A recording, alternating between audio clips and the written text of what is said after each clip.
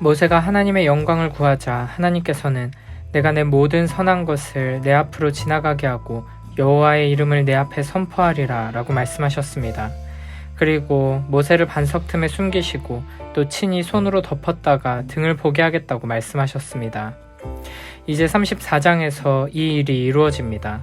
그런데 하나님께서는 하나님의 영광을 보기 위해 산으로 올라오기 전에 먼저 돌판 둘을 처음 것과 같이 깎아 만들라고 말씀하십니다. 1절부터 4절 말씀입니다. 여호와께서 모세에게 이르시되 너는 돌판 둘을 처음 것과 같이 다듬어 만들라. 내가 깨트린 처음 판에 있던 말을 내가 그 판에 쓰리니 아침까지 준비하고 아침에 시내산에 올라와 산 꼭대기에서 내게 보이되 아무도 너와 함께 오르지 말며 온 산에 아무도 나타나지 못하게 하고 양과 소도 산 앞에서 먹지 못하게 하라. 모세가 돌판 둘을 처음 것과 같이 깎아 만들고 아침에 일찍이 일어나 그 두 돌판을 손에 들고 여호와의 명령대로 시내산에 올라가니. 아멘. 하나님께서는 모세가 처음 산에 오를 때와 같이 아무도 산에 오르지 못하게 하라고 말씀하시면서 돌판 둘을 준비하게 하십니다. 이는 이스라엘 백성들의 우상 숭배로 인해 깨져버린 혼인서약서를 다시 작성하자는 것이며 다시 이스라엘을 하나님의 언약 백성으로 삼겠다는 것이고 이 언약의 근거에 하나님의 인자와 자비를 베풀겠다는 뜻입니다. 이어서 5절부터 7절에서는 앞서 모세가 구한 대로 하나님께서 모세에게 영광을 보여주시는 장면이 등장합니다. 여호와께서 구름 가운데에 강림하사 그와 함께 거기 서서 여호와의 이름을 선포하실세.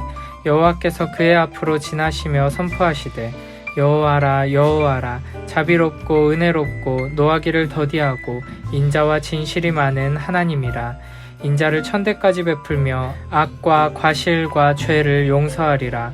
그러나 벌을 면제하지는 아니하고 아버지의 악행을 자손 3, 4대까지 보응하리라. 아멘. 모세는 구름 가운데 강림하셔서 함께 서신 하나님을 보게 됩니다. 모세는 참으로 하나님의 영광을 보았고 하나님을 경험했습니다. 그러나 모세의 하나님 체험의 핵심은 하나님의 말씀을 들은 것입니다.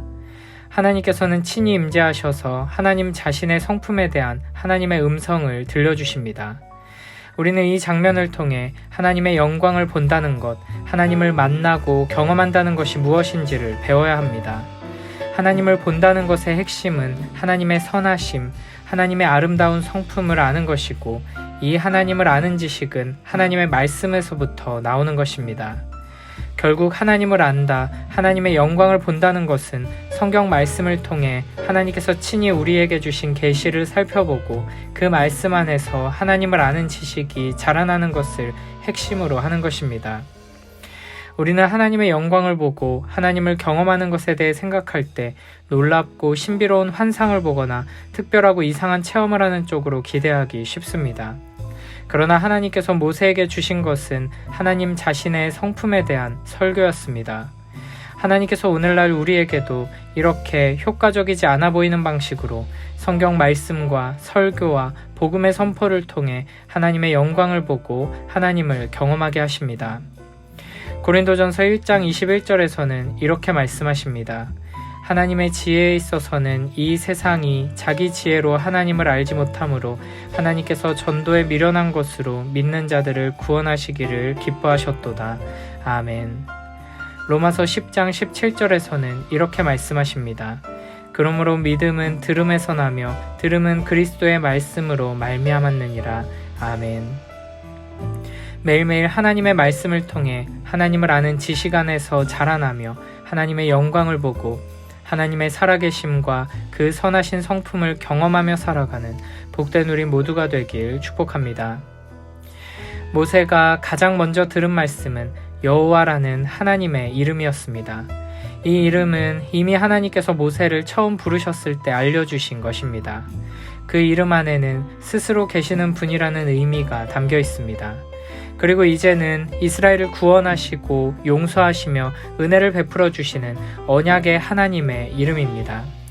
이제 이스라엘 백성들은 구원의 은혜와 인도하시며 축복하시는 은혜, 그리고 용서하시는 사랑을 경험했기에 이 이름 안에서 많은 의미들을 발견할 수 있게 되었습니다. 잠언 18장 10절에서는 이렇게 말씀하십니다. 여호와의 이름은 견고한 망대라. 의인은 그리로 달려가서 안전함을 얻느니라. 아멘. 우리의 매일매일의 삶 속에서 여호와 하나님의 이름의 능력과 그 선하시고 아름다우신 성품을 경험하며 이 이름을 더욱 사랑하며 의지하는 복된 우리 모두가 되길 축복합니다. 이어서 하나님께서는 구체적으로 자신의 성품을 선포하시는데 가장 먼저 자비로우심에 대해 말씀하십니다. 하나님께서는 지금 결혼식 직후에 바람을 피우고 자신을 배반한 신부 이스라엘을 모세의 중보를 통해 용서하시고 다시 언약 안으로 부르고 계십니다. 이 사건을 통해 우리가 확인하게 되는 것은 하나님께서는 이스라엘의 이와 같은 사악한 배교와 반역에도 불구하고 끝까지 자기 백성을 긍휼히 여기시는 자비의 하나님이라는 사실입니다. 두 번째로 은혜로우신 하나님에 대해 말씀하십니다. 하나님의 은혜로우심은 하나님께서 우리를 대할 때 우리의 행위와 존재에 합당하게 대우하지 않으신다는 것입니다. 이스라엘은 진멸당해야 마땅한 존재였지만 다시 언약 백성으로 받아들여지게 되었습니다. 이것이 바로 하나님의 은혜입니다. 우리 모두는 십자가에 달려 하나님의 영원한 진노와 저주를 받아 멸망해야 마땅한 죄인이었지만 예수 그리스도의 십자가의 죽으심을 통해 구원을 얻게 되었습니다. 죄인인 우리를 위해 자기 아들을 내어주신 하나님은 은혜로우신 하나님이십니다. 세 번째로 노하기를 더디하시는 하나님에 대해 말씀하십니다.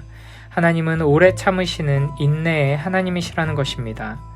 여기서 우리가 주의해야 할 것은 하나님은 진노하지 않으시는 것이 아니라 진노를 오래 참으신다는 것입니다.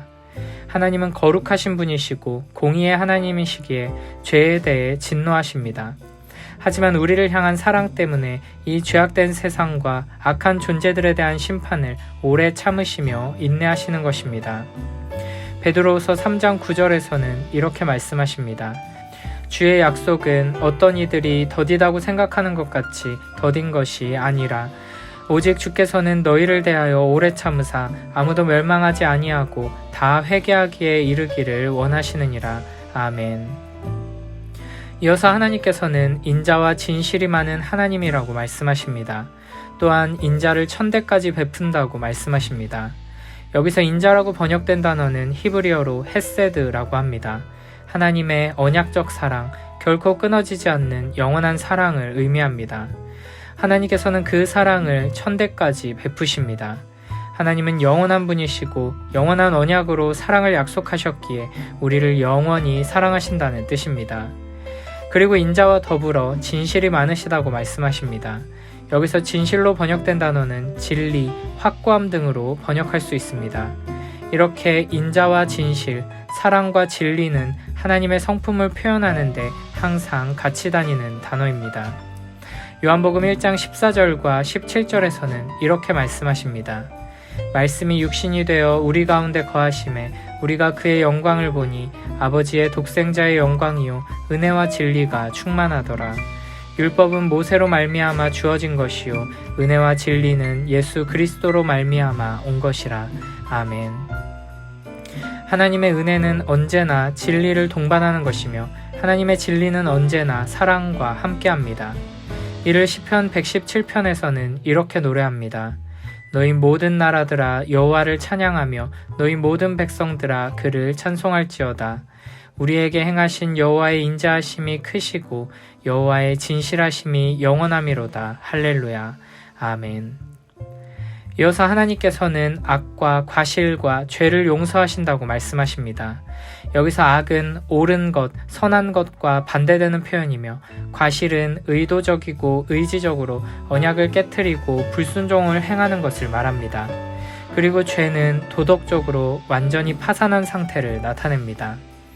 이스라엘 백성들이 그리고 우리가 바로 악과 과실과 죄로 가득 찬 존재였습니다. 그러나 하나님께서는 이런 죄인을 용서하시는 분이십니다. 오직 여호와 하나님만이 자비롭고 은혜롭고 노하기를 더디하시며 인자와 진실이 많은 하나님만이 죄인을 용서하실 수 있습니다. 마지막으로 벌을 면제하지는 아니하고 아버지의 악행을 자손 3, 4대까지 보응하신다고 말씀하십니다. 하나님께서는 분명히 자비롭고 은혜로우시며 노하기를 더디하시고 인자와 진실이 많으시고 용서하시는 하나님이십니다. 그러나 그렇다고 해서 죄를 그냥 눈감아 주시거나 마땅히 내려야 할 벌을 내리지 않으시는 분은 아니라는 것입니다. 만약 어떤 재판관이 모든 죄인들을 다 용서하고 아무런 조건 없이 다 무죄를 선언한다면 그 재판관을 결코 좋은 재판관이라고 말할 수 없을 것입니다. 이처럼 하나님의 자비와 은혜와 사랑이 참된 의미를 가지려면 이것들이 정의와 공의 위에 서 있어야 합니다.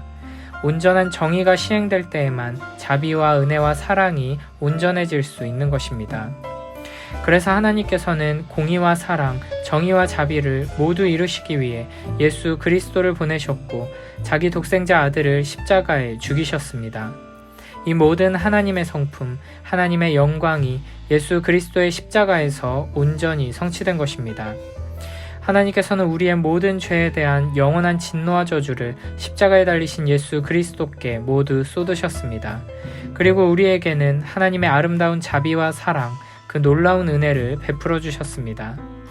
오늘 모세에게 말씀으로 보여주신 여호와 하나님의 성품, 그 영광을 우리는 예수 그리스도의 십자가를 통해 볼 수 있습니다. 성경 말씀을 통해 성경 말씀 속에 담긴 예수 그리스도의 복음을 들을 때 우리는 그 속에서 하나님의 영광을 보는 기쁨과 감격을 누릴 수 있는 것입니다. 매일매일 하나님의 말씀을 굳게 붙들고 예수 그리스도를 통해 하나님의 영광을 바라보며 하나님의 영광 안에서 참된 위로와 기쁨과 새 힘을 얻어 나아가는 복된 우리 모두가 되길 축복합니다. 이어서 8절 9절에서는 하나님의 영광 앞에 엎드려 경배하며 회개하는 모세의 모습이 그려집니다. 모세가 급히 땅에 엎드려 경배하며 이르되 주여 내가 주께 은총을 입었거든 원하건대 주는 우리와 동행하옵소서. 이는 목이 뻣뻣한 백성이니이다. 우리의 악과 죄를 사하시고 우리를 주의 기업으로 삼으소서. 아멘. 모세는 하나님의 영광을 보자 급히 땅에 엎드려 경배합니다. 이것이 바로 참으로 하나님의 임재와 영광을 경험한 자들의 반응입니다. 우리의 모든 예배 가운데 하나님의 영광이 임해 하나님을 경외하는 마음을 가지고 참된 예배를 올려드릴 수 있게 되길 축복합니다. 우리의 모든 삶의 자리에서도 하나님의 영광이 임해 하나님을 경외하는 삶의 예배가 되길 축복합니다. 9절에서 모세는 다시 한번 우리와 동행하옵소서라고 기도합니다. 아직까지 모세가 확신을 얻지 못해서 간구하는 것이 아니라 하나님의 임재와 동행하심을 향한 소원이 더욱 커져서 다시 또 구하는 것입니다. 우리는 하나님께서 우리와 함께 하신다는 것을 알고 기뻐하면서도 계속해서 더 구하며 기도할 수 있습니다. 이렇게 하나님의 은혜와 사랑 안에 거하며 그 은혜와 사랑을 더욱 간절히 구하는 기도로 엎드리는 우리 모두가 되길 축복합니다. 또한 모세는 자신을 목이 곧은 백성과 동일시하며 우리의 악과 죄를 사하시고 우리를 주의 기업으로 삼아달라고 기도합니다. 하나님의 영광을 본 사람들은 이렇게 자신의 죄악과 공동체의 죄악을 보고 회개하게 됩니다. 그리고 하나님의 영광을 드러내는 삶을 소원하며 하나님의 뜻에 합당한 공동체를 소원하며 기도하게 됩니다. 우리에게도 이와 같은 회개와 간구의 기도가 회복되길 축복합니다. 이제 10절부터 17절에서는 모세의 기도에 대한 하나님의 응답이 등장합니다. 여호와께서 이르시되 보라 내가 언약을 세우나니 곧 내가 아직 온 땅 아무 국민에게도 행하지 아니한 이적을 너희 전체 백성 앞에 행할 것이라. 내가 머무는 나라 백성이 다 여호와의 행하심을 보리니 내가 너를 위하여 행할 일이 두려운 것임이니라. 너는 내가 오늘 내게 명령하는 것을 삼가 지키라. 보라 내가 내 앞에서 아모리 사람과 가나안 사람과 헷 사람과 브리스 사람과 히윗 사람과 여부스 사람을 쫓아내리니 너는 스스로 삼가 내가 들어가는 땅의 주민과 언약을 세우지 말라. 그것이 너희에게 올무가 될까 하노라. 너희는 도리어 그들의 제단을 헐고 그들의 주상을 깨트리고 그들의 아세라상을 찍을지어다. 너는 다른 신에게 절하지 말라. 여호와는 질투라 이름하는 질투의 하나님임이니라. 너는 삼가 그 땅의 주민과 언약을 세우지 말지니 이는 그들이 모든 신을 음란하게 섬기며 그들의 신들에게 제물을 드리고 너희를 청하면 내가 그 제물을 먹을까 함이며 또 내가 그들의 딸들을 내 아들들의 아내로 삼음으로 그들의 딸들이 그들의 신들을 음란하게 섬기며 내 아들들에게 그들의 신들을 음란하게 섬기게 할까 함이니라. 너는 신상들을 부어 만들지 말지니라. 아멘. 이제 하나님께서는 성막을 짓기 전에 결혼 언약을 갱신하시고 신부의 순결 서약을 강화하십니다. 그 내용을 잘 살펴보면 아주 기초적인 것, 너무나 당연한 것에 대해 말씀하시는 것을 알 수 있습니다. 이제 이스라엘은 하나님과 결혼했고 하나님의 신부이기 때문에 앞으로 가나안 땅에 들어가서 다른 신들에게 한눈 팔면 안 되고 우상과 결혼하려고 따라가서도 안 되고 남편이신 여호와 하나님만 사랑해야 한다는 것입니다. 14절에서 하나님께서는 자신을 질투의 하나님이라고 말씀하십니다. 이미 10계명의 두 번째 계명에서 하나님께서는 자신을 질투하는 하나님으로 계시하셨습니다. 우리는 보통 질투를 부정적인 성품으로 생각하지만 하나님께서 자신을 질투하는 하나님이라 표현하실 때는 부정적인 의미가 아니고 사랑하는 신부를 끝까지 뜨겁게 사랑하며 보호한다는 뜻이고 신부에게도 이와 같은 신실한 사랑을 요구한다는 의미입니다. 하나님과 우리가 결혼의 언약을 맺었다는 것은 배타적인 사랑의 관계에 들어왔다는 것을 뜻합니다. 하나님께서는 우리가 다른 여러 우상들을 사랑하면서 여호와 하나님도 사랑하는 것을 용납하지 않으십니다. 다른 여러 우상들 가운데 여호와 하나님을 가장 우선순위로 사랑하는 것도 마찬가지입니다. 한 남자와 결혼한 신부가 여러 남자를 동시에 사랑한다면 그 혼인관계는 이미 깨진 것입니다. 다른 남자들은 조금만 사랑하고 남편을 가장 많이 사랑한다고 해도 마찬가지입니다. 하나님께서는 질투하는 하나님이십니다. 우리가 다른 누군가를, 다른 무언가를 사랑할 때 하나님께서는 배반당한 신랑의 질투로 진노하십니다. 그래서 이스라엘에게 약속의 땅에 들어가 그들이 섬기던 우상들을 깨트리고 찍어버려야 한다고 말씀하시는 것입니다. 우리 마음 가운데 온갖 우상들을 제거하고 이 세상에 가득한 온갖 우상들에 한눈 팔지 않도록 주의하며 오직 여호와 하나님의 영광을 바라보며 그 세미한 음성에 귀 기울이며 여호와 하나님만을 사랑하고 경외하고 충성하며 살아가는 복된 우리 모두가 되길 축복합니다.